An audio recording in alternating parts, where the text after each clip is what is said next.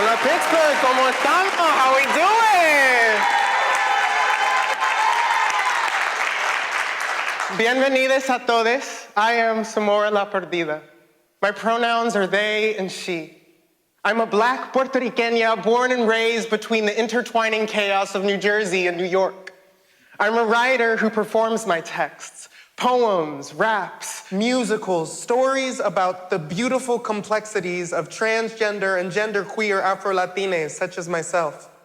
These are universal stories that many members of immigrant families can relate to, regardless of their transgender or cisgender, because for many of us, to exist in the United States is to find ourselves lost at an overwhelming intersection of identities, with society pointing each one in a different direction. The presence of the word American, and many of our ethnic labels, be it Japanese American, Senegalese American, Mexican American, often represents a societal expectation to learn and speak English well without the hint of an accent. As a result, many of us lose our mother tongue. This is an excerpt of a spoken word piece I wrote about the issue. My abuela's Spanish is thick with the breath of Viejo San Juan down its neck. Best believe it kept my mama in check, because mommy's Spanish was the creation of new Nuyorican nation, sung by boleros on each station, and my Spanish requires assembly.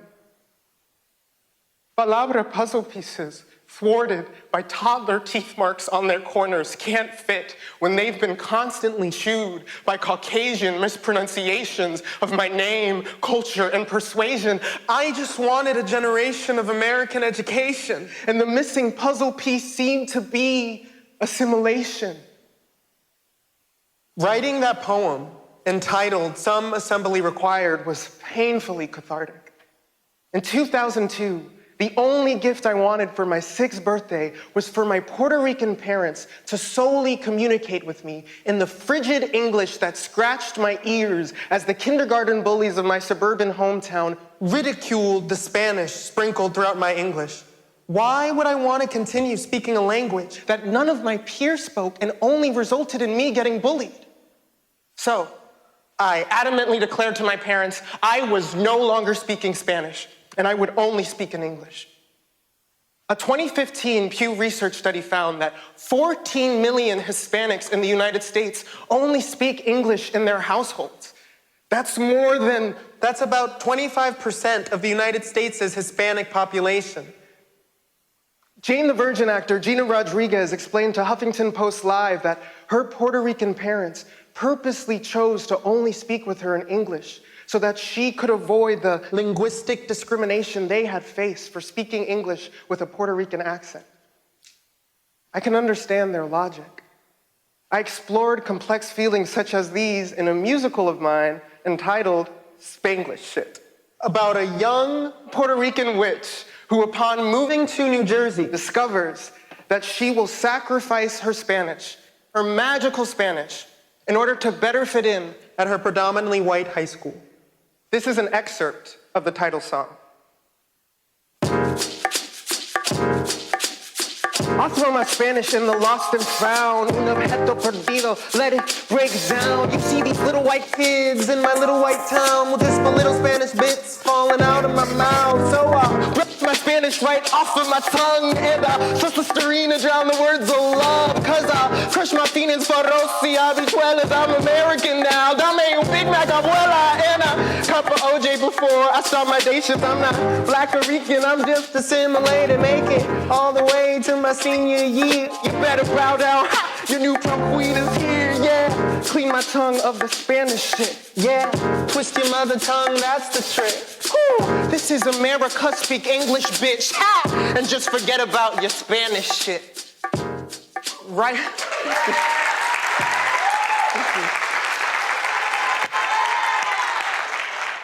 But giving up my Spanish birthed a multitude of identity issues regarding my Puerto Ricanness. I mean, Gina Rodriguez was called, quote, not Latina enough by various Instagram and Twitter users because she didn't fluently speak Spanish in 2015. In a recent Vanity Fair feature, Academy Award-winning actor of Puerto Rican descent Ariana DeBose stated, "I don't speak Spanish. And for the longest time, I thought that made me less of what I was, that maybe I shouldn't talk about my background because perhaps I didn't represent my community well enough.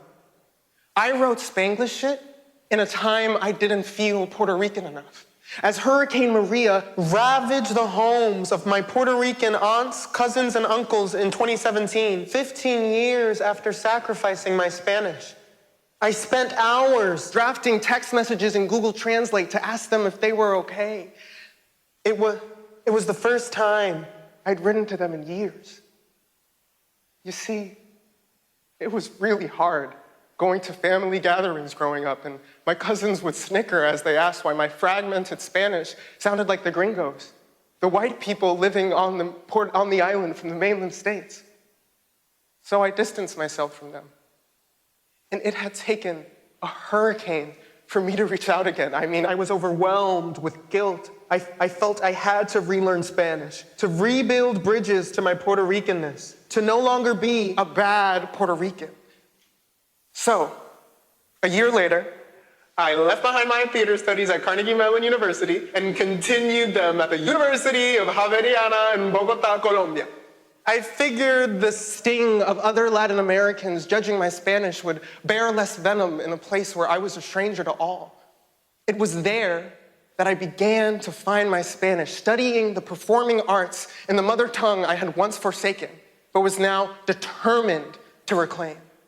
Out of all my classes, it was a theatrical improvisation course that handed me the roadmap to rebuilding my Spanish. Now, improv is like theater, but without a script. Acting without a script. You just make up everything on the go. My professor would remind us to trust our impulses and say the first thing that popped into our head. Right? He'd have me get up in front of the class with a scene partner and give us an imaginary prompt to act out. And he would say to us in Spanish, "Okay, Samora, you are 6 months pregnant, buying pickles at the supermarket. And Juanjo here is your cashier ringing you out, who also happens to be your ex-lover. Okay, go." And Juanjo would start with a bam. Amor, tanto tiempo, tanto pepinillo. Usted está embarazada. ¿Cuál malparido es el papá? And I'm just staring back at him thinking, oh my God, what the frijole did you just say to me? Okay, just say the first thing that pops into your head somewhere, the first thing that embarazada, that sounds like embarrassed, I think. Oh, no, but I can't repeat that word. They'll hear that I can't roll my R's. Oh my God, why is everybody looking at me? Just say something.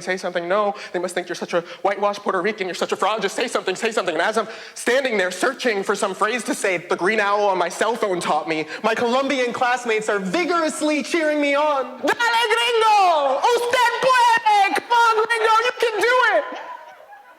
But all I heard was gringo.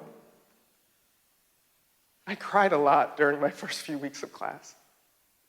The phenomenal poet-activist Alo Badminton defines shame as something that eats at you until it consumes you, as something that you not only internalize but become.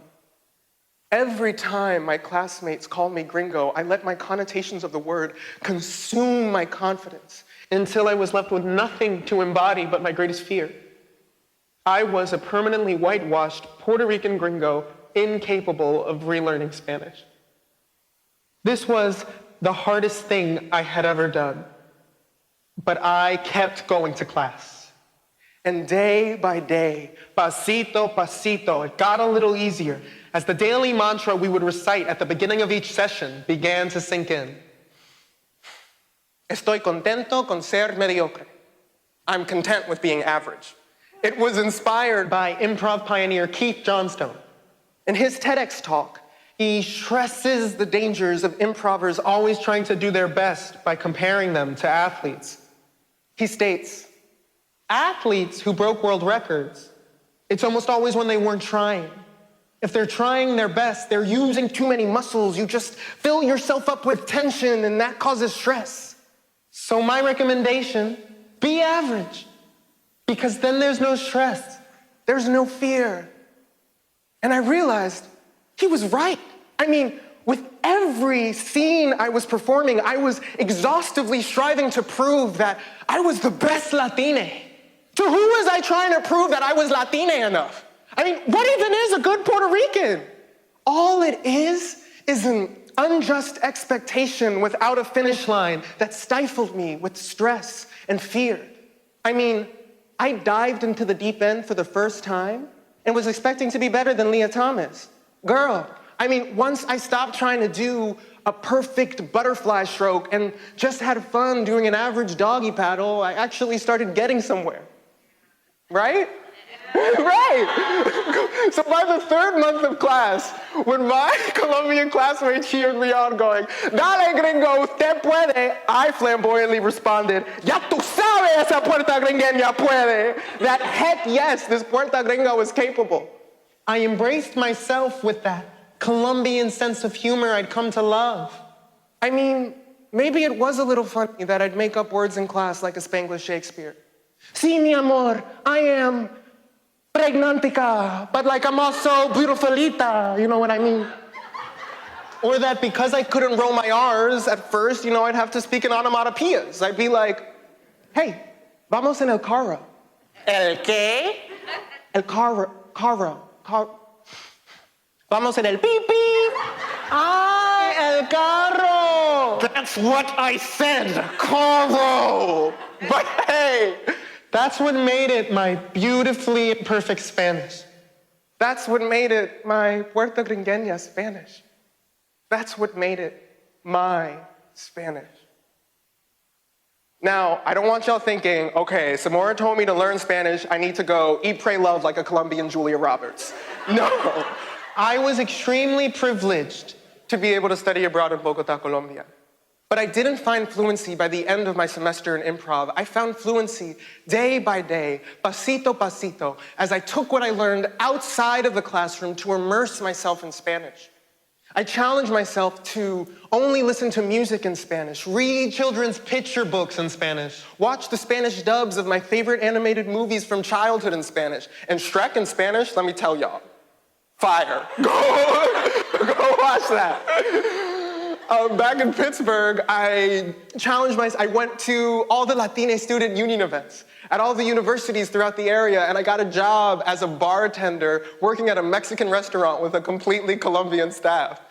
But most importantly, I visited my Puerto Rican family and shamelessly practiced my Spanish with them. Sure, I had trouble rolling my R's and my conjugations were all messed up, but they were touched by my efforts and took my Spanish by the hand. Our relationship soared to new heights as I realized they had never seen me as less Puerto Rican. They just wanted me to connect with my culture, my power, and of course, them. In searching for my lost mother tongue, I realized that I had nothing to prove because no one could tell me how Latina I was. By definition, a Latina is a gender-inclusive term to refer to anyone who is from or has ancestors from Latin America.